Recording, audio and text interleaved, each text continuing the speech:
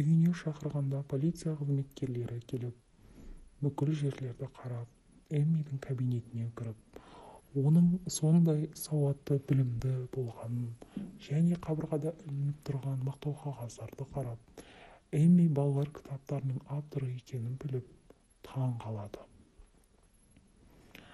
Эммидің жоғалғанына себепші өзінің күйеуі деп күдіктене бастайды. Нейктен сұрақ-жауаптар алына бастайды. Нейктің үйі полиция қолында болғандықтан ол өзінің әпкесінің үйіне қонуға келеді. Әпкесі оған алаңдап, уайымдайтынын айта бастайды.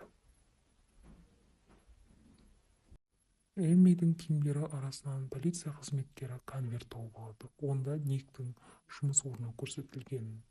Ал Эммидің ата-анасы болса, сұхбаттасу кешін ұйымдастырады.